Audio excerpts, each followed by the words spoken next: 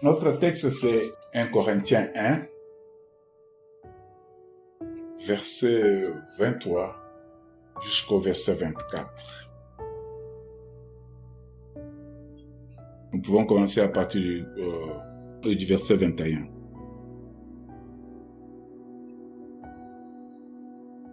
Notre lecteur n'est pas là, il est en déplacement. S'il y a quelqu'un d'autre qui peut lire, ou bien je lis. Je lis pour la gloire du Seigneur. Car puisque le monde, avec sa sagesse, n'a point connu Dieu, dans la sagesse de Dieu, il a plu à Dieu de sauver les croyants par la folie de la prédication. Les Juifs demandent de miracles et les Grecs cherchent la sagesse. Nous prêchons Christ crucifié, scandale pour les Juifs et folie pour les païens. Mais puissance de Dieu et sagesse de Dieu pour ceux qui sont appelés tant Juifs que Grecs. Je peux terminer au 25, je dis, car la folie de Dieu est plus sage que les hommes, et la faiblesse de Dieu est plus forte que les hommes. 26, considérez, frères, que parmi vous qui avez été appelés, il n'y a ni beaucoup de sages selon la chair, ni beaucoup de puissance, ni beaucoup de nobles. Je peux reprendre cette lecture, bien aimé, c'est très très importante. 1 Corinthiens 1, je commence à partir du verset 21. Car, puisque le monde avec sa sagesse n'a point connu Dieu dans la sagesse de Dieu, il a plu à Dieu de sauver les croyants par la folie de la prédication. Quand on parle du monde, on parle des humains. Quand on parle du monde, on ne parle pas des animaux. Et pourtant, les animaux sont dans le monde. Et pourtant, les arbres sont dans le monde. Le monde est constitué des arbres, des animaux. Mais quand on parle dans ces termes utilisés, le monde est visé des hommes, des humains. Mais le monde a sa sagesse. Mais la sagesse du monde n'a point connu Dieu. Je peux prendre seulement notre premier exemple, la construction de la tour de Babel. C'était une conception, c'était l'idée du monde, des hommes, des humains. Ils se sont entendus que nous devons construire quelque chose pour aller là-haut, arriver là-haut, toucher là-haut, pour voir Dieu. Ça, c'est selon eux. Mais dans tout ça, dans leurs pensées, ils voulaient tirer la gloire pour eux. Nous sommes capables, nous avons construit, nous sommes allés et nous sommes arrivés. Nous avons réalisé notre rêve. Dans cette sagesse qu'ils avaient, il n'y avait un point de gloire de Dieu. Il n'y avait un point de place de Dieu. Il le faisait pour soi-même. Ça veut dire, le monde dans sa sagesse n'a point connu Dieu dans la sagesse de Dieu. La sagesse de Dieu est manifestée dans la parole de Dieu qui dit, ce n'est pas vous qui m'avez appelé, qui m'avez choisi, mais plutôt c'est moi qui vous ai appelé. Voilà la sagesse de Dieu. Il a plu à Dieu de sauver les croyants par la folie de la prédication. Dieu voyant que le monde manquant la sagesse de Dieu et le monde s'appuyant sur sa propre sagesse, sa propre connaissance, Dieu a voulu, il a préféré sauver maintenant le monde dans son ignorance par ceux qui y ont cru. Maintenant, il y a une différence. On parle du monde, on parle du croyant. Mais Dieu maintenant veut sauver les croyants. On ne dit pas, il veut sauver les croyants par la folie de la prédication. Maintenant, il donne une précision. Non, il va donner la prédication. Mais cette prédication ne sauvera pas tout le monde. Parce qu'il y aura de ceux qui vont résister à la prédication. Il y aura de ceux qui vont dire que c'est de la folie. Oh, c'est quoi ça encore? Il y a de ceux-là qui diront que non, moi je suis docteur de la loi, moi je suis docteur en ceci, moi j'ai tel diplôme, moi j'ai telle connaissance, moi j'ai le pouvoir, moi j'ai de l'argent, moi j'ai ceci, moi j'ai cela. Mais qu'est-ce que tu me racontes? Donc la prédication pour les uns sera une folie, sera des racontars, des choses, des fables. Mais pour la personne qui croira, la personne sera sauvée. Et c'est par là où la personne commencera à avoir la connaissance de Dieu et la sagesse commencera dans cette personne. Bien-aimé, je t'informe ce matin que toi tu es cette personne à qui la folie de la prédication est destinée. Tu es la personne pour laquelle Dieu veut réaliser de grandes choses à travers la prédication. La prédication n'est tout autre que la parole de Dieu, les instructions de Dieu. La sagesse de Dieu est dans sa parole. La sagesse de Dieu est dans ses instructions. Le commandement de Dieu. Si tu veux vivre longtemps, que cette parole ne s'éloigne pas de ta bouche. Tu la médites jour et nuit. Voilà la sagesse. Et cette sagesse n'est accordée qu'à la personne qui va prêter oreille, qui va accepter de l'entendre. Mais à ceux qui la réfuteront, à ceux qui la repousseront, la mort est certaine. Et ces hommes-là sont destinés à vivre éternellement dans le monde et pour le monde. Et quand on dit éternellement pour le monde et dans le monde, il y a la mort. Mais quand on dit, on parle de la croyance, on parle du salut, on parle du royaume de Dieu. Toi et moi ce matin, nous avons trouvé grâce que cette folie nous soit amenée. Parce que c'est la volonté de Dieu. Il a pris à Dieu de sauver les croyants. Donc Dieu veut, il a ce sentiment-là, il veut bien, ça c'est dans son amour. Je vais les sauver. À tous ceux qui croient, il leur a donné le pouvoir de devenir enfants de Dieu. Les Juifs demandent des miracles et les Grecs cherchent la sagesse. Voilà la différence des hommes. Nous prêchons Christ crucifié. Scandale pour les Juifs et folie pour les païens.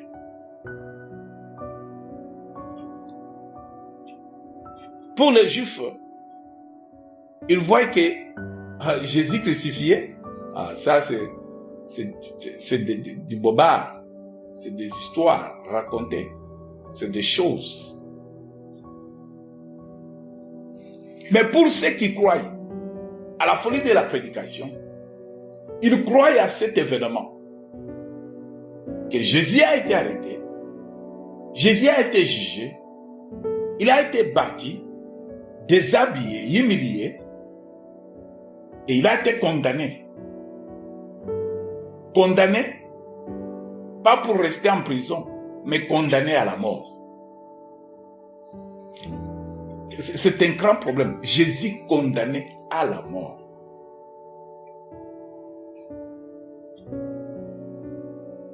Jésus condamné à la mort. Pas pour lui. Quand on est sage, quand on est dans le plan de Dieu, on est croyant, on comprendra que Jésus n'était pas jugé pour lui, Jésus n'était pas frappé pour lui, Jésus n'était pas humilié pour lui-même, Jésus n'était pas jugé pour lui, condamné pour lui, Jésus n'était pas mort pour lui. Mais tout cela, ce sont des événements qui sont de la folie pour qu'une personne qui ne croit pas puisse comprendre que tout ça, Jésus l'a fait pour les hommes, pour le monde, afin que quiconque croit, qu'il soit sauvé. Mais pour les uns, C'est une folie. Bien-aimés, le titre de notre message de ce matin, c'est la folie de la prédication. Jésus crucifié. La folie de la prédication, Jésus crucifié. C'est le titre de notre message. La folie de la prédication de Jésus crucifié. Je continue la lecture.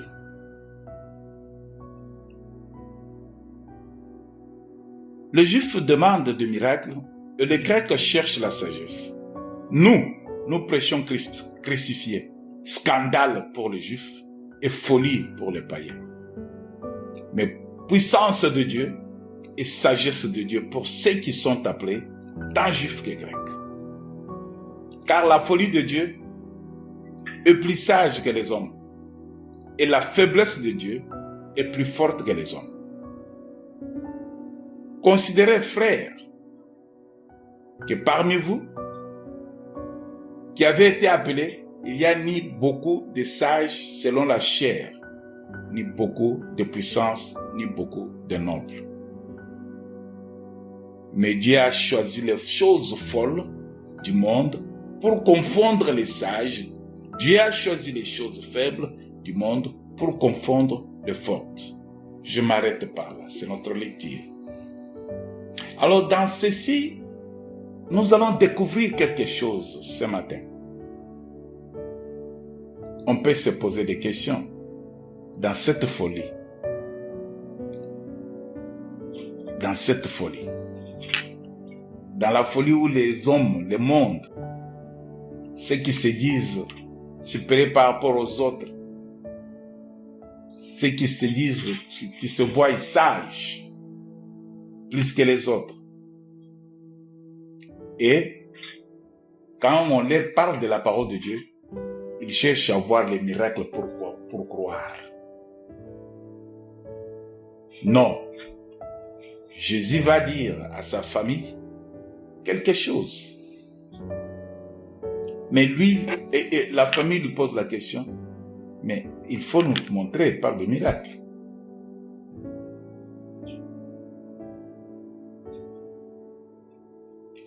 Cette question, c'est la question du diable qui voulait forcer Jésus à faire un miracle. Forcer Jésus à faire un miracle. Mais Jésus l'avait bien compris, que la sagesse de Dieu n'est pas en lui. Jésus l'avait bien compris. Et c'est cette même mentalité qui a été introduite dans le passé du monde. Le monde entier a cette pensée. Le Juif l'avait. Parce que nous voulons voir le miracle pour croire. Et les autres, nous cherchons la sagesse. Nous sommes presque sages. Nous avons la connaissance. Ils se basaient sur leur connaissance humaine. Ils croyaient que c'est ça la sagesse de Dieu. Mais toi et moi, il y a une chose que nous devons, une chose à laquelle nous nous appuyons, nous nous accrochons. C'est la parole de Dieu qui nous enseigne que Jésus-Christ était crucifié. Jésus crucifié. Quand on parle que Jésus était crucifié, c'est un scandale, bien-aimé. Un scandale dans le monde. Un scandale, même dans des églises, c'est un scandale. Parce qu'il y a de ceux-là qui sont dans des églises qui ne comprennent pas. Mais qui a été crucifié? Christ crucifié. Mais est-ce que Dieu peut être crucifié? Dieu. Voilà là où il y a la confusion. Voilà là où la folie commence. Chercher à comprendre. C'est lui qui a été crucifié là. C'est Jésus. Mais Jésus là était un homme. Mais Dieu c'est un homme. Si Dieu est un homme, ça veut dire Dieu était crucifié. Mais est-ce que Dieu est un homme? Si Dieu n'est pas un homme, mais comment est-ce qu'on peut crucifier Dieu qui n'est pas un homme? La folie. C'est là où il y a la folie. Et cette folie, c'est quand on n'a pas la connaissance, c'est quand on n'a pas la sagesse de Dieu. Quand on ne comprend pas. C'est pourquoi ce matin, bien-aimés, nous allons parler de ce Jésus. Parce que nous connaissons qu'il y a ce Jésus qui est prêché sans être connu. C'est Jésus qui est prêché sans qu'on croie en lui. Mais nous prêchons Jésus crucifié que nous connaissons. Dans ce Jésus que nous prêchons, c'est un Jésus qui a deux natures. Le Jésus crucifié. Dans ces deux natures que nous pouvons découvrir ensemble, si c'est un long message, peut-être nous allons couper pour continuer avec prochainement. Le deux natures de Christ, c'est Christ homme et Christ Dieu. Jésus est Dieu, Jésus est un homme. Ce sont les deux natures qui sont dans cet homme, l'homme qui a été crucifié. Dans cette personnalité, il a deux natures. Lisons d'abord dans 1 Timothée 2, verset 5 et verset 6, pour voir la première nature de Jésus. Je lis pour la gloire du Seigneur. Car il y a un seul Dieu et aussi un seul médiateur entre Dieu et les hommes. Il n'y en a pas un Dieu. Il n'y a pas deux dieux. Il n'y a qu'un seul Dieu. Il y a encore un seul médiateur entre Dieu et les hommes. Jésus-Christ homme. Alléluia. On nous montre que il n'y a qu'un seul Dieu. Il n'y en a pas deux. Et il n'y a qu'un seul médiateur entre Dieu et les hommes. Pour que les hommes soient appelés croyants, il y a cet intermédiaire. Il y a ce médiateur. Ce médiateur s'appelle Jésus-Christ. Et on dit Jésus homme. Jésus homme. Qui s'est donné lui-même en rançon pour tous. C'est là le témoignage rendu à son propre temps. Alors maintenant on dit qu'il y a un Jésus médiateur entre Dieu et les hommes.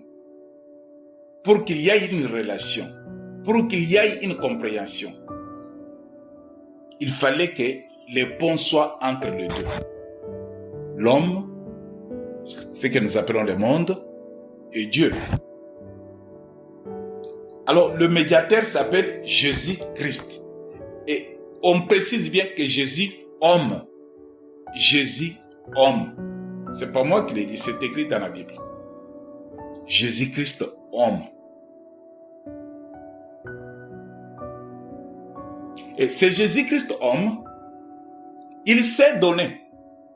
Ce n'est pas que quand nous disons Jésus a été arrêté, non, c'était déjà un plan. Parce que Dieu voulait sauver le monde, comme nous l'avons dit. Par la folie de la prédication, voilà qu'il y a une personne qui est médiateur, qui s'appelle Jésus-Christ, mais qui est homme. Mais cet homme, il se donne lui-même, par sa propre volonté. Il se donne lui-même. Parce que personne ne pouvait le faire, que si ce n'est pas lui qui les a autorisés. Il se donne comme une rançon pour tous. Donc pour tout le monde. Pour les Grecs, pour les Juifs, pour les païens. Alors il se donne. Ça, c'est un témoignage rendu à son propre temps. Cela veut dire Jésus-Christ est un homme. En ce moment-ci. Car il n'y a qu'un seul Dieu. Nous devons comprendre. L'évangile de Jean nous place d'emblée face. Cet évangile nous montre la puissance de Dieu. Et cette puissance qui représente et affirme que la parole de l'Éternel a été faite chair. Voilà la folie commence maintenant. Les hommes ne comprendront pas comment la parole peut devenir chair. Là, on parle de Jésus homme. Je continue la lecture pour faire voir que Jésus homme, la nature de l'homme qui a été dans Jésus. Avant de comprendre ce qui s'est fait sur la croix, nous devons comprendre qui l'a fait et qui était-il. Dans le livre de Jean, je lis dans Jean 1, 1 à 3. Jean 1, 1 à 3, je lis pour la gloire du Seigneur. Je vais sauter, je vais lire au 14. Au commencement était la parole, et la parole était avec Dieu. Et la parole était Dieu. Écoutez bien aimé, ça c'est la folie qui commence, qui trouble le monde, qui amène que le monde ne parvienne pas à comprendre. Car c'est là la sagesse. Au commencement était la parole. Et la parole était avec Dieu. Et la parole était Dieu.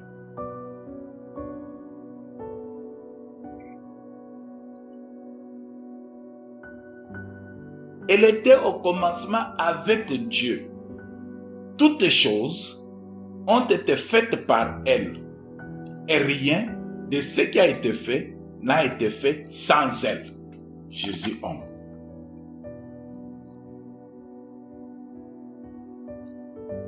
Jésus homme. Au commencement était la parole. Maintenant, je pars au 14. Qu'est-ce qu'il dit au 14? Au 14, il dit, et la parole a été faite chair. Et elle a habité parmi nous, pleine de grâce et de vérité. Et nous avons contemplé sa gloire, une gloire comme la gloire du Fils unique, venu du Père. Je reprends au 14 pour bien comprendre que la parole là, qui est Dieu, la parole qui était avec Dieu au commencement là, cette parole qui est Dieu, on dit que cette parole a été faite chair. Voilà là où Jésus, la parole devient homme. Dieu devient homme. La parole a été faite chair. Et elle a habité parmi nous. Pleine de grâce. Je m'arrête là. Et la parole a été faite chair. Mais la même parole qu'on nous a dit au commencement, et la parole était Dieu. C'est la parole qui était Dieu. Cette parole a été faite chair. Et la chair a habité parmi les hommes. C'est cette parole qu'on a lue dans le livre de Timothée, car il n'y a qu'un seul Dieu et aussi un seul médiateur entre Dieu et les hommes, Jésus-Christ homme. Nous allons petit à petit, bien-aimés, pour comprendre ce que nous voulons faire voir. Jésus, un homme ou un Dieu? Un Dieu peut être crucifié? Écoutez, que la parole de Dieu ne trompe pas. La parole de Dieu a été toujours manifestée au milieu des hommes pour faire comprendre aux hommes.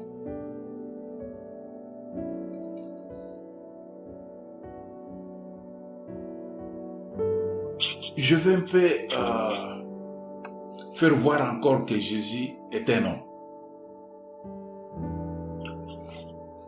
Je peux lire dans le livre de Genèse,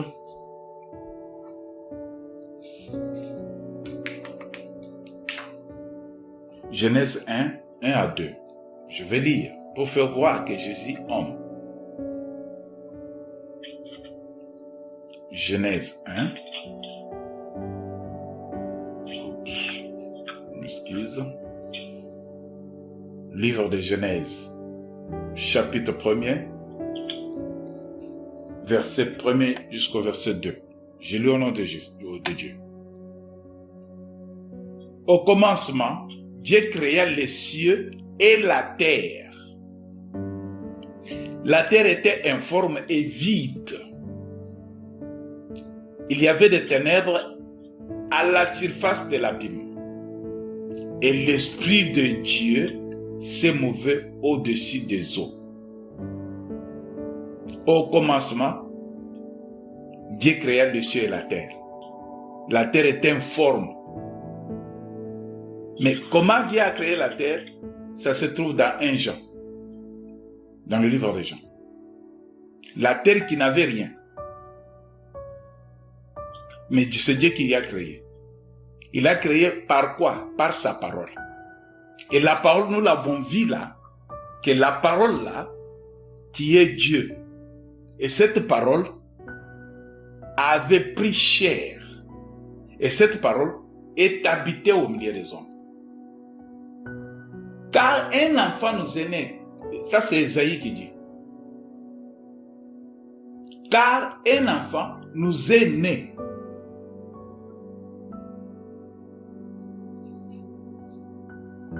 Un enfant nous est né.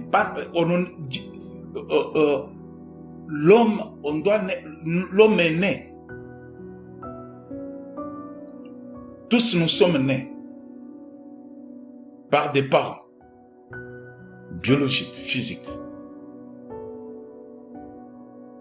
Ésaïe décrit que la parole qui a été faite chair, que Jean décrit, a habité au milieu de nous, parmi nous, pleine de grâce. Ça, c'est Jean qui dit. Maintenant, Ésaïe va compléter, dans Ésaïe 9, il dit, car un enfant nous est né. Cela veut dire, la parole qui a pris la chair s'est fait naître. Un enfant nous est né.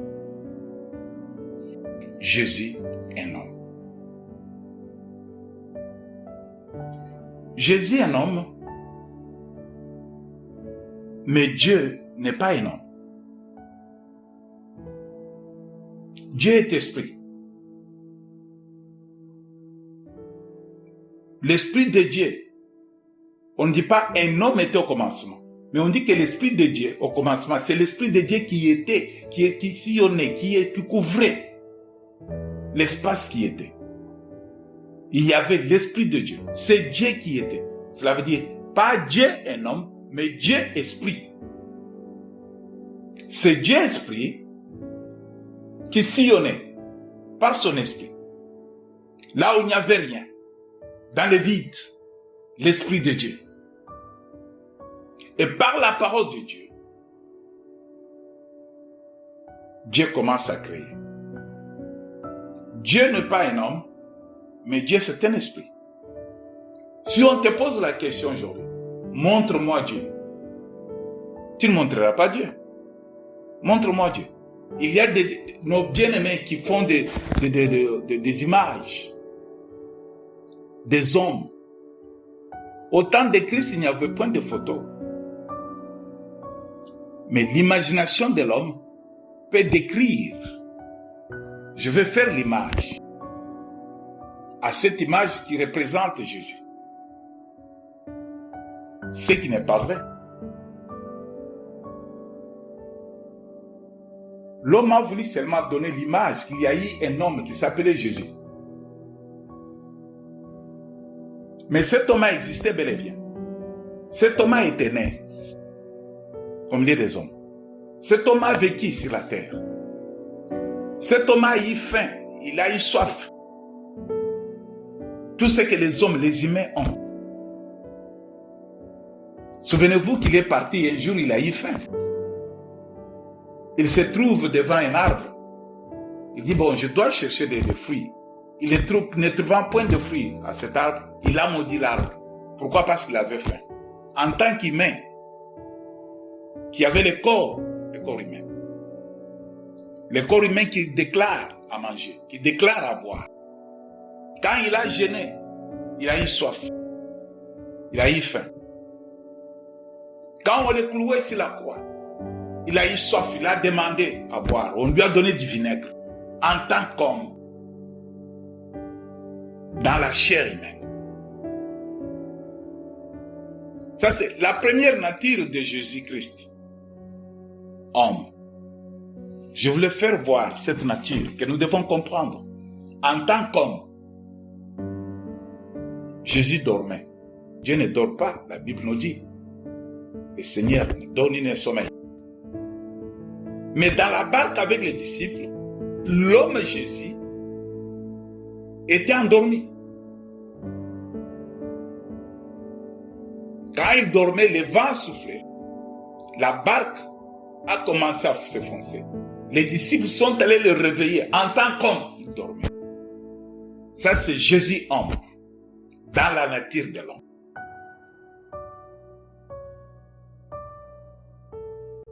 Dans la nature de l'homme, il a dit, appelez tout le monde.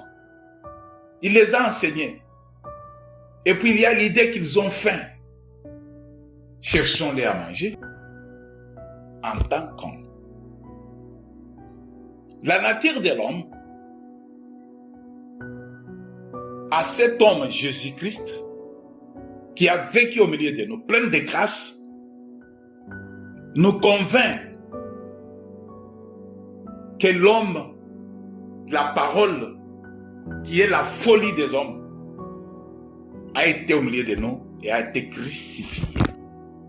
Parce que on pouvait les tenir, les saisir. L'homme pouvait les tenir par la main. L'homme pouvait les toucher. La femme qui était malade de la maladie du sang a voulu, si je lui demande, peut-être je serai englouti par le bruit. Les hommes vont me repousser. Je serai empêché. Mais il faut que je touche au moins à son habit. En tant qu'humain, au milieu des hommes, on pouvait les toucher. Mais Dieu, on ne voit pas Dieu avec les yeux physiques. Dieu lui-même dit, si quelqu'un me voit, il ne vivra pas, il va mourir. Ça, c'est Dieu qui le dit. Mais Jésus-Christ en tant qu'homme,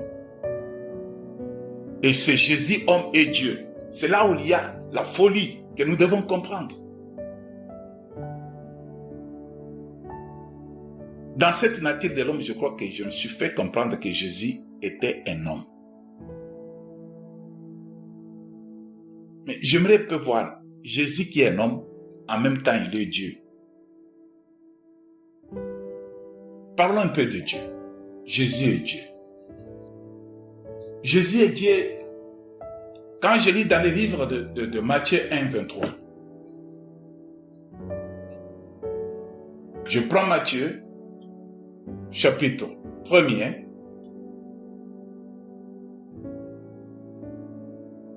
Matthieu chapitre 1er au verset 23. Je lis pour la gloire du Seigneur. Voici, la Vierge sera enceinte et l'enfantera un fils. Voilà encore un homme. On commence par présenter Jésus comme homme. Voici, la Vierge sera enceinte et l'enfantera un fils. Là, c'est un homme. On ne dit pas qu'elle enfantera un Dieu. Et on lui donnera le nom d'Emmanuel. Bon, cet homme qui sera enfanté par une personne humaine, une femme, cet homme, quand il sera né, on lui donnera le nom d'Emmanuel. Et Emmanuel voulant dire quoi? On dit que ce qui signifie Dieu avec nous. Voilà maintenant l'homme qui prend maintenant la nature de Dieu. L'homme naît dans la chair, par la chair, par la voix d'une femme. Mais cet homme devient Dieu. Ça commence, vous devez comprendre. Cet homme devient Dieu. Dieu est invisible, nous connaissons bien. Parce que si on dit « montre-moi Dieu », tu ne montreras pas Dieu. Mais tu peux montrer Dieu à travers ses œuvres. C'est Dieu qui a fait ça, c'est Dieu. Mais montre-moi Dieu, montre-moi. Il est dans le ciel. C'est comme cette femme-là qui disait que nos ancêtres adoraient ce Dieu-là sur les montagnes. Mais Jésus, l'homme, lui dit, mais il y aura un temps, le moment vient, où les véritables adorateurs n'adoreront pas seulement sur cette montagne, ni à Jérusalem, mais les véritables adorateurs adoreront le Père en esprit et en vérité. La dimension de Jésus homme qui se transforme maintenant dans la nature de Dieu. L'homme devient Dieu. C'est pourquoi j'appelle Jésus-Christ l'homme à double placard. Il a deux natures. Nature de l'homme et nature de Dieu. Je peux continuer pour démontrer encore que Jésus est Dieu.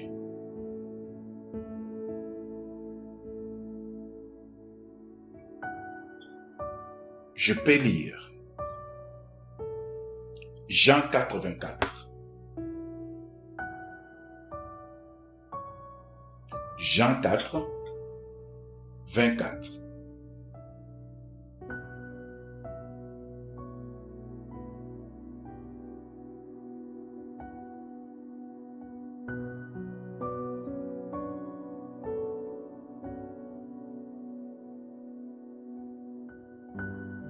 Je lis pour la gloire du Seigneur. Dieu est esprit. Et il faut que ceux qui l'adorent en esprit et en vérité. Dieu est esprit. Ça veut dire Dieu n'est pas un homme. Alléluia.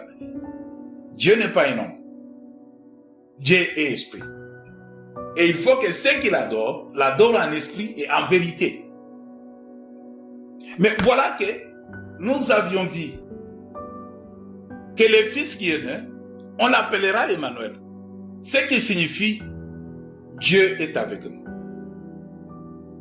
Jésus Dieu, Jésus homme.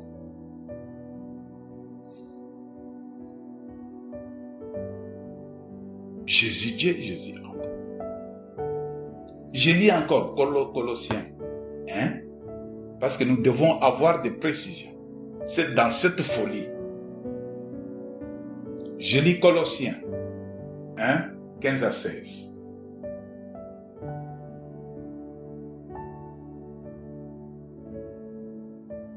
Livre des Colossiens.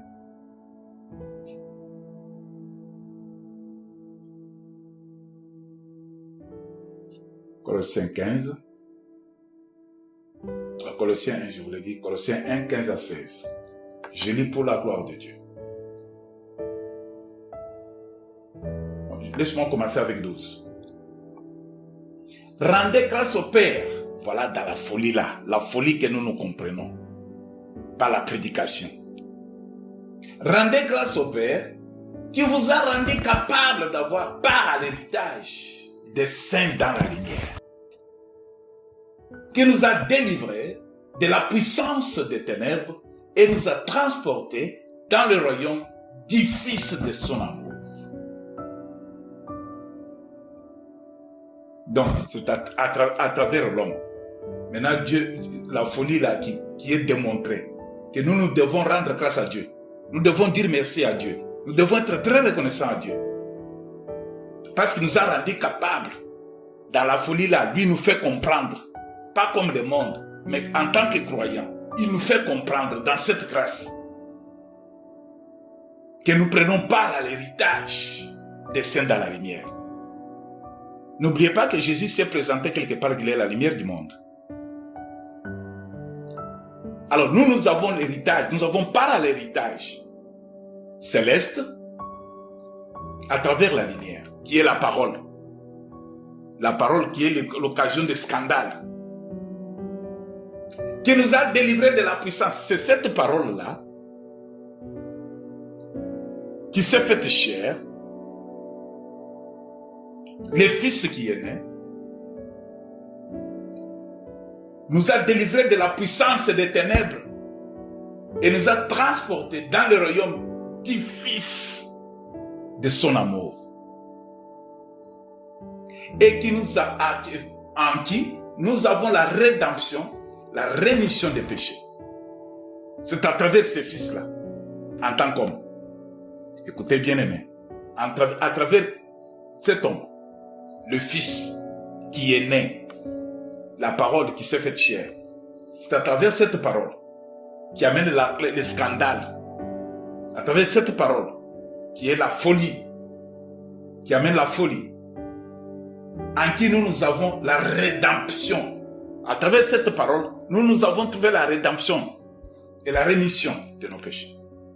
Si nous sommes pardonnés, c'est à cause de quoi? Du Fils. Si nous sommes pardonnés, c'est à cause de quoi? De la parole que nous avons entendue. Par la foi. Si nous sommes pardonnés, c'est une grâce. Parce que nous croyons. C'est pas tout le monde qui croit. Il est l'image. Écoutez maintenant les secrets. C'est cette parole-là, ce Fils-là, qui nous a rendus. Par lui, la rémission de nos péchés, nous l'avons obtenue. Il est l'image du Dieu invisible. Dieu n'est pas visible, bien-aimé. Dieu est invisible. Voilà l'éternel Dieu. Dieu n'est pas un homme, Dieu est l'esprit. Mais voilà ce Dieu invisible. Il a fait que la parole devient semblable à lui. Là, c'est au verset 15. Il est l'image du Dieu invisible, le premier-né de toute la création. Au commencement était la parole. Au commencement, il n'y avait rien. Il n'y avait que la parole. Il n'y avait que Dieu, l'Esprit de Dieu qui sillonnait. Le premier-né de la création, c'est quand la parole est sortie que tout soit. Le premier-né. Cela veut dire, il est à l'image du Dieu invisible. Jésus devient Dieu. Jésus maintenant n'est pas un homme. Jésus devient Dieu. Car ils lui ont été créées toutes les choses qui sont dans le ciel et sur la terre. Car en lui ont été créées toutes les choses qui sont dans le ciel et sur la terre. En lui qui? La parole. En lui qui? En lui Dieu. En lui qui? En lui la parole qui s'est faite chair. En lui qui? En lui le Fils qui nous est né. Cela veut dire, le Fils qui nous est né, l'homme qui a la chair, qui avait soif, mais cet homme devient Dieu. Cet homme devient Dieu. Car en lui ont été créées toutes choses, bien-aimées. Un homme physique ne peut pas tout créer, ne peut pas créer. Mais l'homme qui est spirituel, à l'image du Dieu invisible, cela veut dire là Jésus devient visible. Là Jésus devient visible, qu'on ne peut pas voir avec les yeux physiques, qu'on ne peut pas toucher avec les mains. Mais au contraire, nous avons vu qu'il a été touché par les hommes. La femme malade l'a touché. Il était avec les disciples, partageait le pain. L'homme physique. Mais ici, on nous fait voir que cet homme, à l'image du Dieu invisible, le premier-né de toute la création, en lui,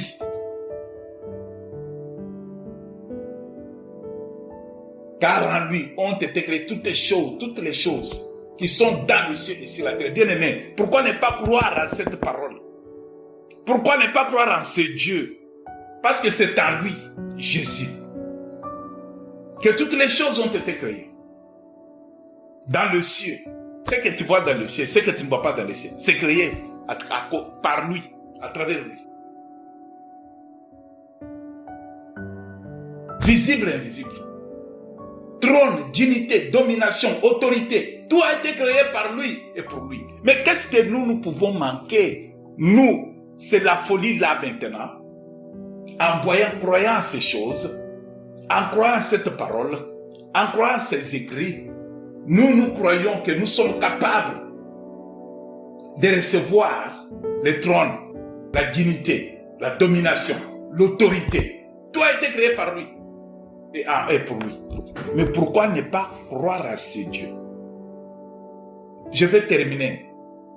Je vais couper cette prédication. Bien aimé, c'est très très important pour y aller.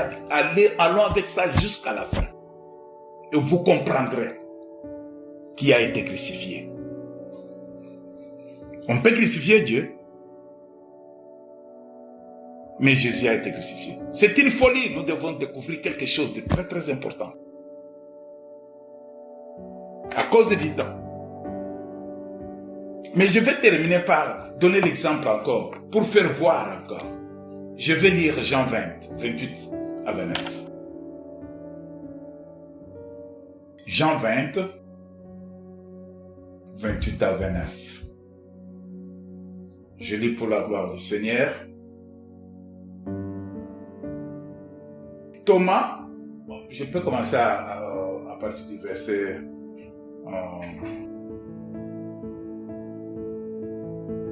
je commence avec le verset 24. Thomas, appelé Didyme, l'un des 12, là c'est les disciples de Jésus, n'était pas avec eux lorsque Jésus vint. Les autres disciples lui dirent donc, nous avons vu le Seigneur. Mais il leur dit, si je ne le vois pas, si je ne vois pas dans ses mains la marque des clous, et si je ne mets mon doigt dans la marque des clous, et si je ne mets ma main dans son côté, je ne croirai point. 8 jours après, les disciples de Jésus étaient de nouveau dans la maison, et Thomas se trouvait avec eux. Jésus vint, les portes étant fermées, se présenta au milieu d'eux, et dit, la paix soit avec vous. Écoutez maintenant, l'homme Dieu. L'homme Dieu apparaît, sinon ils allaient crier un fantôme. Ils allaient fuir. Un fantôme. Dans 8 jours. La paix soit avec vous. Comme nous disons toujours, shalom chez vous. C'était la salutation que Jésus donnait. Que la paix soit avec vous. Quand on dit shalom chez vous. Shalom à vous. Shalom dans vos maisons. Nous nous référons à cette salutation que le Seigneur avait toujours. La paix soit avec vous. Puis il dit à Thomas, avance ici ton doigt et regarde mes mains. Avance aussi ta main et mets-la dans mon côté et ne sois pas incrédule, mais crois. Alléluia. Jésus invite maintenant ses disciples dans la folie de cette révélation qui est cachée dans la parole qui est Dieu et la parole qui est homme. Si nous croyons dans cette folie, que cette parole a été crucifiée, cette parole a été crucifiée. Quand tu n'obéis pas à la parole de Dieu, tu crucifies Christ. Quand tu te déshonores Dieu dans le péché, dans le mal, tu crucifies Christ. Tu le remets à la croix. Quand tu t'attends, tu refuses à croire dans ses promesses et dans sa parole, tu crucifies Christ. Quand tu persévères dans le mal, dans les mensonges, dans les publicités, tu crucifies Christ. Dieu lui dit à Thomas, avance, ici ton doigt, et regarde mes mains, avance aussi ta main, et mets-les dans mon côté. Et ne sois pas incrédule, mais crois. Thomas lui répondit, c'est là où il y a des problèmes maintenant, écoutez bien. Thomas lui répondit, mon Seigneur et mon Dieu. Thomas appelle Jésus l'homme qu'il a connu comme homme. En ce moment-là, il l'appelle mon Dieu. Comment il est entré dans une maison qui était fermée? L'homme ne peut pas traverser le mur.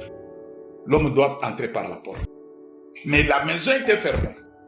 Mais l'homme qu'ils ont connu là, il se retrouve au milieu d'eux, pas comme homme maintenant, qu'ils pouvaient toucher. Il leur dit, Thomas lui répondit, mon Seigneur est mon Dieu. Il est devenu son Dieu maintenant. Jésus lui dit, Parce que tu m'as vu, tu as cru. Et ceux qui n'ont pas vu et qui ont cru. Alléluia. Tu es heureux parce que tu crois à un Dieu que tu ne vois pas avec les yeux. Tu es heureux parce que tu crois à la parole qui s'est faite chair, Jésus-Christ l'homme.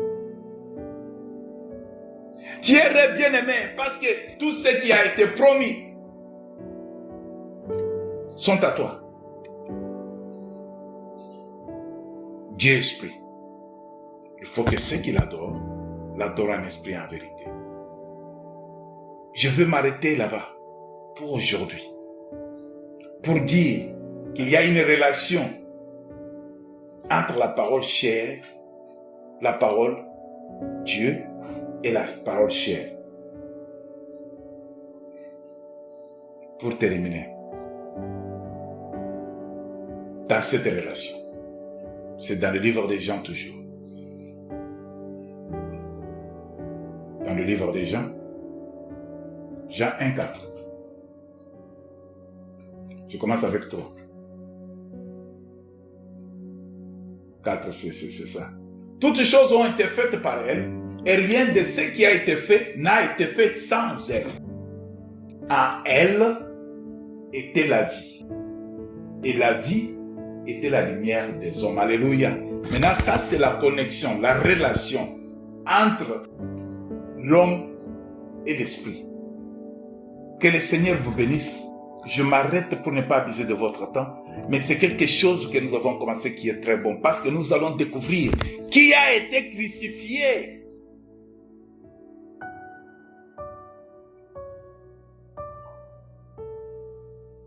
Et quelles ont été les conséquences? Qui a été crucifié? Quelles sont les conséquences? Nous ne manquons pas, bien-aimés. Dieu fait bouillir en moi quelque chose qui va nous révolutionner dans notre foi, qui va nous révolutionner dans notre croyance, qui va nous révolutionner, et les gens nous appelleront des fous de Jésus. La folie de la prédication de Jésus crucifié. Si nous comprenons ces choses, nous allons bouger le monde. Nous allons bouger le monde des ténèbres. Nous allons bouger le monde physique. Nous allons bouger le monde spirituel. Que le Seigneur vous bénisse abondamment. Je vais prier. Tendre Père, sois loué, sois béni pour cette grâce que tu nous as accordée en ce jour. La folie de ce monde, mon Dieu, mon roi, c'est une sagesse pour nous qui croyons à la crucifixion de Jésus. Papa, je te recommande la journée, le reste de la journée entre tes mains. Je te recommande tes enfants que tu as permis d'être connectés à toi à travers cette réunion de prière, dans cette journée dominicale. Que toutes les bénédictions célestes nous soient accordées. Que tes enfants qui vont partir au travail, Papa, mon Dieu, accorde-les ta grâce, la force, Papa, qu'ils soient, Seigneur, puissants et éternellement, Dieu, qu'ils dominent sur tout esprit qu'ils peuvent s'élever contre eux. Mon Dieu, mon roi, nous sommes siégés. Tu nous l'as appris le jeudi, nous sommes siégés. Tu nous as montré, noir sur blanc, que l'ennemi, le diable, s'est levé contre nous. Il veut prendre ce que toi tu nous as donné. Mais Éternel, tu nous as promis que tu es avec nous. Ne nous abandonne pas. Contrôle chacun de nous, conduis chacun de nous dans sa maison, dans ses projets, dans ses voyages, dans ses affaires, dans ses études, dans son mariage, dans ses relations, dans ses finances, dans sa santé. Que ton nom soit béni. Dans le nom de Jésus, j'ai ainsi prié en bénissant la journée et la semaine. Soyez bénis au nom de Jésus-Christ. Amen. Amen, amen, amen, amen. Que le Seigneur soit béni. Alléluia.